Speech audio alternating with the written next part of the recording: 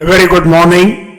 This presentation is brought to you by Resonate International with a mission to leverage knowledge worldwide. The topic being covered is gravity of grace, how the cosmos holds every soul. Ladies and gentlemen, across continents and cultures, one quiet ache pulses through the hearts of many. In moments of stillness, a series of unspoken questions arise. Why is this happening? Why do difficult times linger despite every prayer? Why are answers delayed? And how can the weight of uncertainty be carried? These questions do not reflect weakness, they reflect depth. And in that depth lies not despair, but the beginning of a deeper discovery. Modern science tells a revealing story. When emotional stress is prolonged, the brain rewires itself. Fear becomes a default lens. The nervous system, overstimulated, begins to confuse stillness for threat. The result is exhaustion, mental, emotional, even spiritual. And yet, within the most ancient text, another voice echoes. In the Bhagavad Gita, on the battlefield of Kurukshetra, Lord Krishna tells Arjuna, you have the right to perform your actions, but not to the fruits thereof. Be not attached to the outcome, nor to inaction. This is not mere philosophy. It is a practical truth. The outcomes are part of a grand design, orchestrated not in isolation, but through the unseen intelligence of the cosmos. But perhaps even before the questions arise, one realization must precede them. This very life is a gift, unasked, unearned, and still generously granted by the divine. Breath, awareness, the capacity to feel love, to ask questions, to seek meaning, these are not accidental. They are part of a sacred design that flows from an infinite source. Yet, in the haze of stress and urgency, many forget to notice the astonishing grace already present. The quiet touch of a caring hand, the gentle smile of a parent whose love asks for nothing in return, the first light of dawn breaking through darkness, these are divine whispers, softly stitched into the fabric of daily life. And yet, how often they are overlooked in the rush of questions and the weight of worry. Still, the heart longs for clarity. Why is the path so hard, even when the intentions are sincere? Why does the divine seem silent? Perhaps not silent, but subtle. In physics, resonance emerges only when two frequencies align. So it is with life. The universe responds not merely to words, but to energy, to alignment. Sometimes the delay is not denial, but preparation. Sometimes the struggle is not punishment, but precision. As Rumi once wrote, try not to resist the changes that come your way. Instead, let life live through you. Spiritual texts across time echo this truth, that all which unfolds does so through a higher order. Even what seems to break the heart may be breaking open the soul to receive more light, more wisdom, more strength.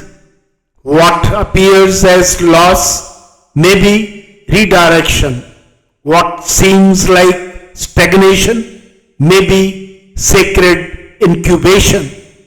Just as the seed disappears before the bloom, so too does transformation often appear as stillness before movement.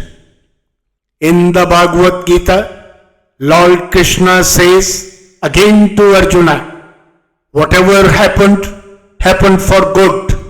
Whatever is happening for good. Whatever will happen will also happen for good. This is not denial of difficulty. It is a reminder of perspective. There is always more unfolding than what is seen, because the cosmos itself is programmed to give. It creates, sustains, and restores, not in haste, but with precision and promise. And behind this generosity stands the divine, who never tires of giving, even when human hearts forget how much has already been received. What's the way forward? Perhaps the most courageous act is not control, but surrender, not as resignation, but as inner trust and faith. A trust and faith that the same force which turns stars in their orbits is also guiding every step, however uncertain. In this trust and faith, the present becomes enough. Even a single breath taken in awareness can become a doorway. Physical activity and exercise, cooking and eating healthy and nutritious, hobbies, music, gaining knowledge, taking sunshine, experiencing silence, loving nature, undertaking acts of kindness, giving love and affection.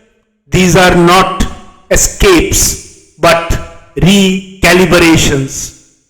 They return the mind to harmony with the larger whole. The questions themselves begin to shift from why me to what is life teaching here, from how long must this go on to what strength is being born in this moment. The cosmos listens not through noise but through stillness. The divine responds not always in answers but in alignment. Ladies and gentlemen, in conclusion, the Bhagavad Gita concludes not with certainty of outcome, but with clarity of inner state provided by Lord Krishna to Arjuna when his mind was in turbulence. all doubts before him.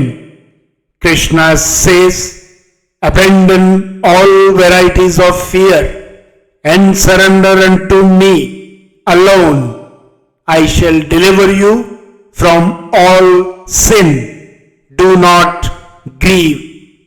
In this promise lies the deepest reassurance that no soul walks alone. The journey may feel uncertain, but the soul is never forgotten. Even in silence, a response is forming. Even in waiting, grace is at work. So let the heart breathe again. Let the tears fall if they must, but let the spirit rise higher with them. For what may feel like an ending is often the soul's most sacred unfolding. And in that unfolding, may each heart remember the divine never delays, never denies, only prepares.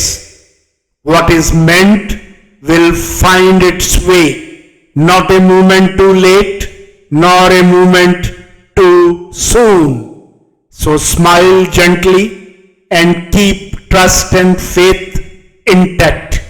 As the Bhagavad Gita reminds, wherever there is Krishna, the master of all mystics, and wherever there is Arjuna, the supreme archer, there will also certainly be opulence, victory, extraordinary power, and morality. Good luck, best wishes, and God bless.